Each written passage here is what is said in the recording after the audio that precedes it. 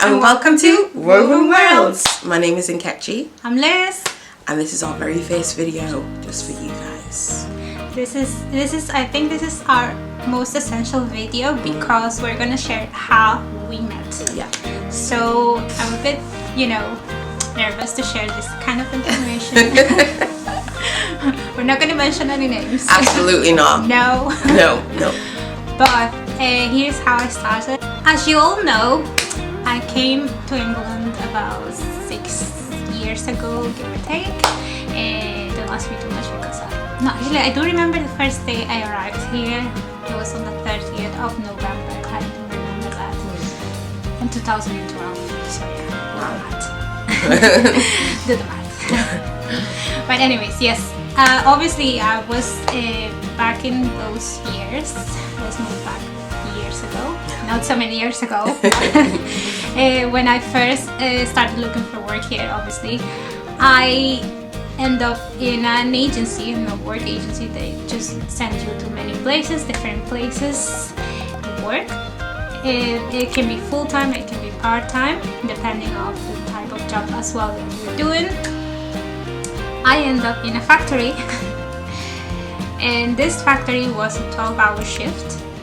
It was 4 on, 4 off.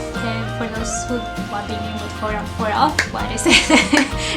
Is that some sort of math? No. It's 4 days you work and 4 days you're off. And it was, I remember I did like day shift, which was 7-7. Yeah. 7-7, and then that was day, and then night you come 7 and finish at 7 a.m. And that's how I started working in that factory. So that's my first part of how I end up in that factory. But the rest will come after. So meanwhile. So for me, I was looking for a job after being, I think I was doing like event staffing or something, and I was like, oh, this is kind of not going well. I don't really like this anymore. I initially enjoyed it. It was quite fun. But after a while I was like, okay, no, I'm bored. I need to do something different and get out. So I applied to different agencies around Liverpool, and I came across one that was offering like 12-hour shifts to work in a factory as like just basically, production, food production and stuff. So I was like, okay, cool. And it was terrible. The first shift, right, they expected us to know everything. So we received some training before we took the job on, and it was okay. It was quite fast for all of us, because it was what you had to do was flip certain type of foods over and remove any debris or anything that shouldn't be on the belt. And yeah, when you're doing it, like you're like standing around like experts who are just kind of like da-da-da-da-da. And some of them, I don't know, were just like in their own world, almost like switched off, and they're just kind of like da-da-da-da-da-da-da. And you're just and they're just like, calm down, like what's the big deal? And I'm like, I'm new to this, you're true to this, I've never done this, do you know what I mean? So I took the job on anyway. Fully, because when you have a job, or you're looking for something that's just as insane to do, why not do factory work, right? Makes sense, logic. So I took the job on, and the first day was a total and complete disaster. I felt like the conveyor belt of food that was coming on it, I was almost like breaking it, but I think they felt like I was doing it on purpose, and I'm like, I don't think you guys understand. This is my first shift. I've never done this ever, and it wasn't just me. There was like other people as well, and they were also struggling. But their approach was just to kind of haze any new people, by just kind of like saying, "Oh, you're doing it wrong," and it's like, yeah, no, no, well, duh, do you know what I mean? Like, hello, we've never done this. Of course. You know, so, yeah, I went home very forlorn and just very, like, I have to go back tomorrow. Yeah, and I was just like, this is oppression. This is what it is. Like, I don't want to do this. Like, what the hell? But I kept going because, you know, no money, no problems. Or rather, I needed to pay the bills, basically. So, yeah. Same. So, I remember, this is how I remember it. Because we seem to have different opinions as to when we actually first met, but how we remember each other. But as I remember recalling back to those years, I remember that I was about to go into the lines, and I remember her coming in with her shoes in the hand and a spray. This spray, it was for the shoes, by the way. Do not think about anything else. This spray was for shoes, and I remember that's how I saw her, like, coming in for the first time.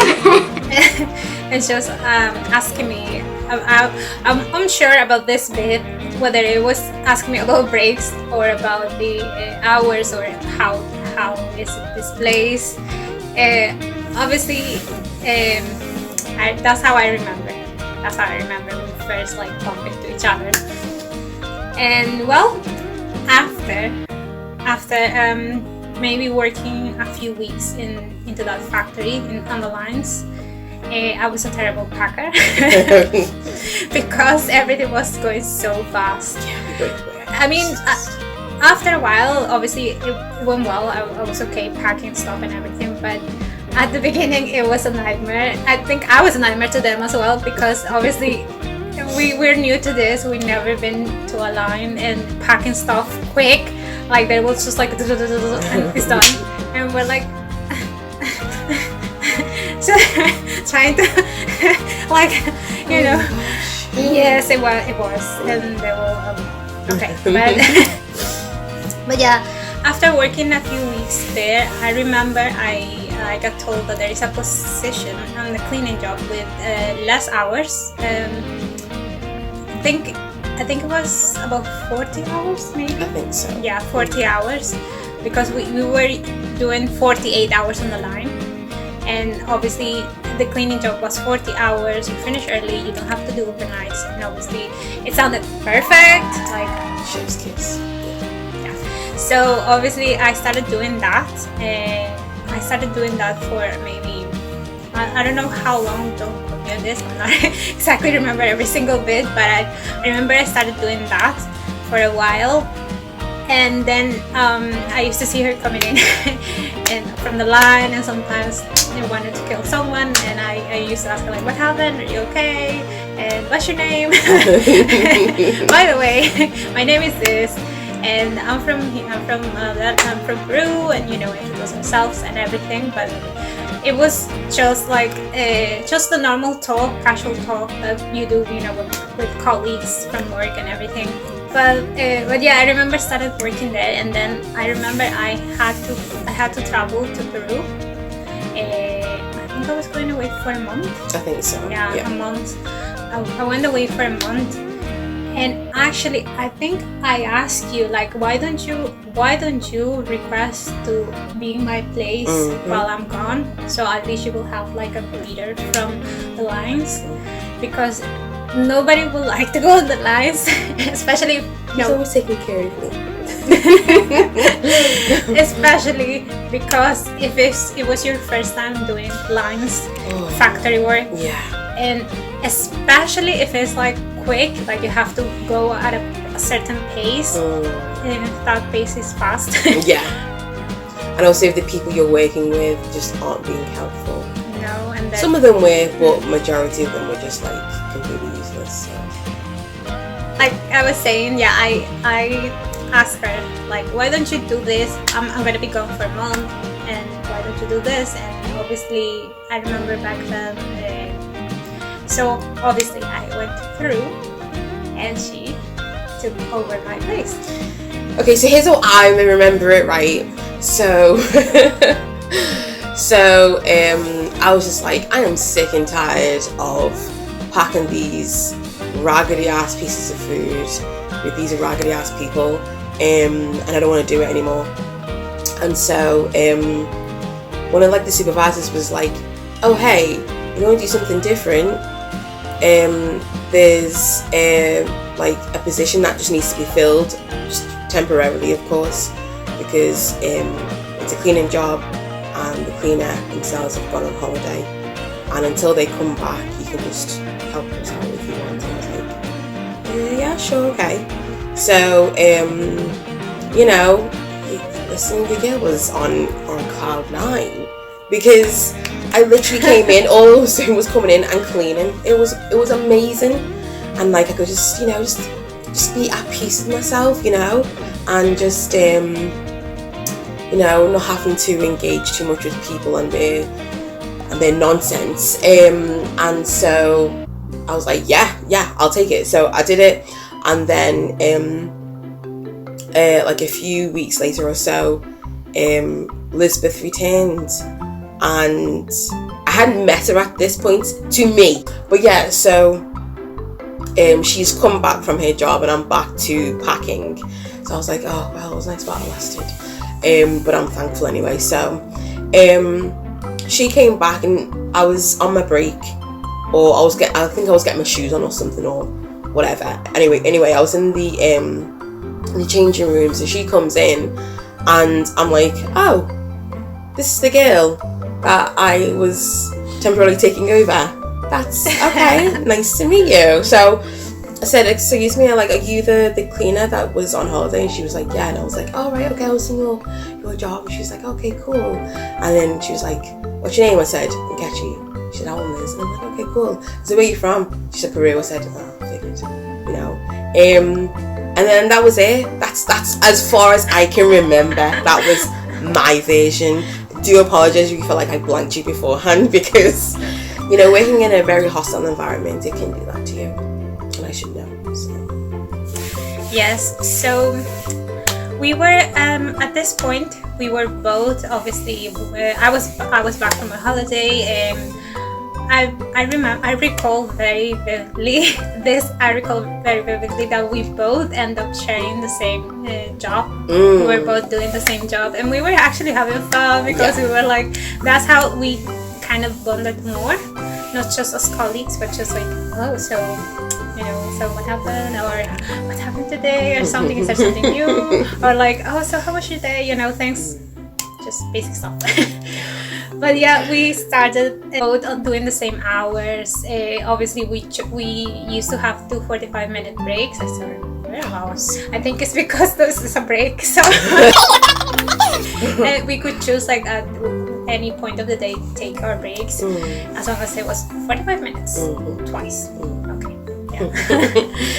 And I remember back then I was really checking out studies, checking out schools. As usual, I'm always looking around me everywhere else, not just here in the UK, but I was just thinking and doing, and, you know. And I remember I thought of Australia. I used to know someone from Australia, and that's how at first, you know, it got my attention, Australia. And also because when I got shown pictures of Australia and everything else, I was like, oh wow, I want to visit this place. So now I want to go see how it is, how, you know, the people. Because one thing I must admit and I must say is like, the one thing that drawn me more to Liverpool is the people. I mean, you can find good and bad people everywhere, yes, that's true. But you know, the ones that I found my way, or at least that they were in my path with me, even if for just a few months or a few years, and they were good to me, and I cannot, you know, deny that. But obviously the others, I'll just stay behind. The ones that I didn't really create so much of a great bond with. But yeah, you know, so that was the first thing that I wanted to see, if the people were good in Australia, how was the weather, obviously, because I'm used to Aruba. That will come in another video. I used to live in Aruba since I was a kid, and it was summer all the time. I'm not gonna go into why they had come here then. I will say that in another video. But yeah, so I wanted to go see Australia. I was like so much into it. I was so excited. I was like thinking Australia, oh my god, Australia. And then, as I remember vividly, this we only had, how many months that we have met? Maybe it was like at least two months. Maybe about 3, right? 2 or 3. 2 or 3 was like another 3 months. Yes, because it was 3 months since we'd met, and then she propositioned me, and then I was like, for the holiday, not for anything else. Yeah. So yeah. So like I was saying, I was thinking about Australia. I was like, so excited. I was like, oh wow, I want to see the kangaroos, because I don't remember if I have seen kangaroos in my life. Well, obviously, when I was a kid, I don't remember, like, but I remember I was like, I was thinking, but I don't want to go alone. I was like, I can ask anybody here to come with me. I was thinking to myself that, and then she comes to the door, and from the canteen she comes to the door, and I'm like, I'm just like, I wonder. So literally, I asked her like, would you like to come to Australia with me? And I said yes, absolutely. But I think at first she thought it was kind of a, like you know, when you just are playing around with someone. Yeah, because I was just like, yeah, I mean, maybe one day. I mean, I literally just met you, sis, so I just, what? But yeah, it was just a good vibe. You know when you like vibe with someone off the rip, like it's not like an effort, it's just kind of like not even meeting an old friend, you just, I don't know, just like two souls just like connecting. That's what it was like for us. So it didn't feel like me going on this trip after knowing the girl for like 3 months would be a terrible decision, because it was literally one of the best decisions I've ever made, and yeah, it'll forever be one of my favourite trips. Yeah, so I asked her and she said, but at first she obviously didn't thought about it like really seriously. So I literally told her like, okay, so how about if we travel by the end of November? and I think it was July, August. Yeah, it was. About that. Yeah, it was like that. And then she's like, I think she just looked at me like. I was like, okay. Are you for real? Like, so this is for real. So we stay for obviously through the whole months. We stay, I think, on that job, right? Yeah, we stay on that job, on that factory, until we went to Australia. We were working during the long hours, the sleepy, the tiredness, everything. So we started kind of to bond more. But at the same time, we were like, I was asking myself like, did I just ask somebody that I just met to come to Australia with me? Oh wow. Bear in mind, we both could have been murderers, or like thieves, or just sociopaths, psychopaths. It doesn't matter. We did it, and so we're here to tell the story. We're still alive. Yes, yeah. To tell the story. Just about, you know. So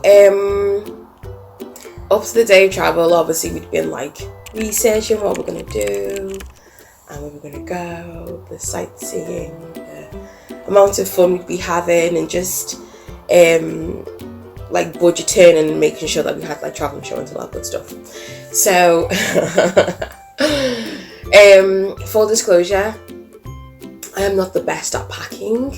I tend to overpack, because I'm thinking, okay, well, I'm getting like 23k or whatever, and I'm going to like, you know, a different countries, so outside of like Europe, whatever. So like, yeah, I'm gonna like take advantage and make sure that I pack extra things I probably don't need.